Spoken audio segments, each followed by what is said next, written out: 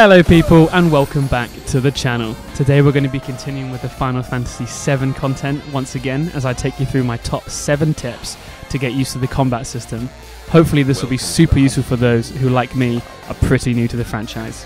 Without further ado, let's get into it. Assess everything. Early in the game, you'll get given an assess material and you should equip it immediately.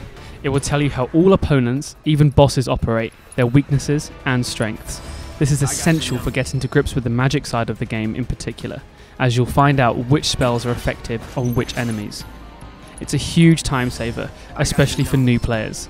Importantly, some enemies have very specific ways of being staggered, so you'll struggle much less with coming to terms with the game if you do this. Learn to stagger. Enemies become staggered when the yellow meter under their health bar fills up. When this happens, they become momentarily stunned and vulnerable to huge damage.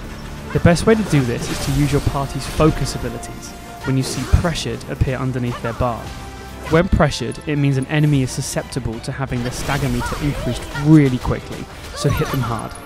You can find out how to pressure an enemy with specific attacks when, yes, you assess them. The party's focus abilities that drive up the stagger meter are Cloud's Focus Thrust, Tifa's Focus Strike, and Barrett's Focus Shot. Definitely save your limit break abilities, summons, and most powerful attacks and magic for this moment to deliver the maximum amount of damage. Okay. Use your ranged characters. If struggling with a battle, especially a boss fight, manage it from a distance with a long-range character, like Barrett or Aerith. You can still control your party, so don't feel too attached to Cloud.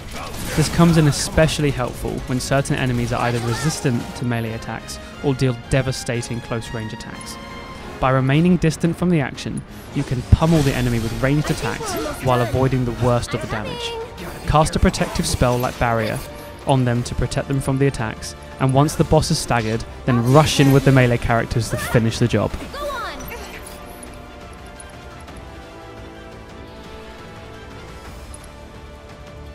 I'd keep my distance if I were you.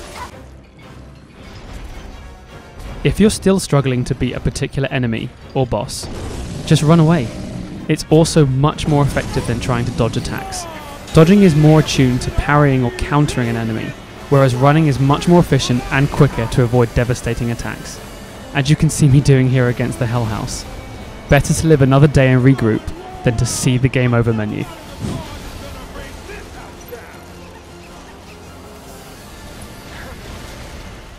Experiment with materia. Mix and match and find out what works for you. There are loads in the game. Green items are magical abilities. Gold materia grants additional abilities. Purple tends to affect your stats, and blue materia, most importantly, grants bonuses to your magic. Combinations of blue and green materia in a coupled slot are perhaps the most important part of the materia process, as the right combination can greatly increase a character's power. For example, Magnify, blue materia, magnifies a magical power to the extent that it is leveled up, in this case, giving my Barrett's healing magic an extra boost. The more you use materia, the stronger their particular powers become, so once you find a combo you like, keep using it.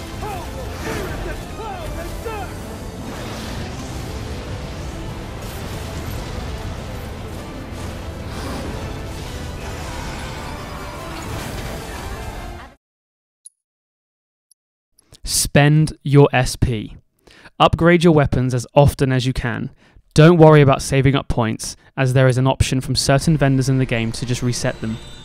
All weapons have different stats and biases to either magic or physical attack, certain elemental strengths or defensive buffs. This variety allows you to create your party to fit your playstyle, so upgrade your weapons accordingly. Remember also that all weapons have different abilities, and once learned to proficiency, are yours to keep even when you're not using that weapon. It doesn't take long to do this, so just use all the weapons at your disposal. Remember, You will always receive SP for all of a character's weapons, even if you don't use that specific weapon in battle. So don't panic about having to constantly swap between weapons between every situation. This is not a hack and slash. Just because Cloud is the first character you'll get and the one you'll spend the majority of your time with, don't be fooled into thinking that you can win every battle by spamming the attack button. It might work on the easiest mode, but on hard mode, you'll need to experiment with all your characters and find your favourite combinations. The game wants you to think about battles and combinations. Be tactful, use your block. If Cloud isn't doing much damage, then try someone else. It'll pay off and make the game much easier for you. Well, that's been my top beginners tips. Hopefully it's useful to all of you Final Fantasy noobs out there. If you enjoyed the video, please do drop a like and consider subscribing. It means a lot to us.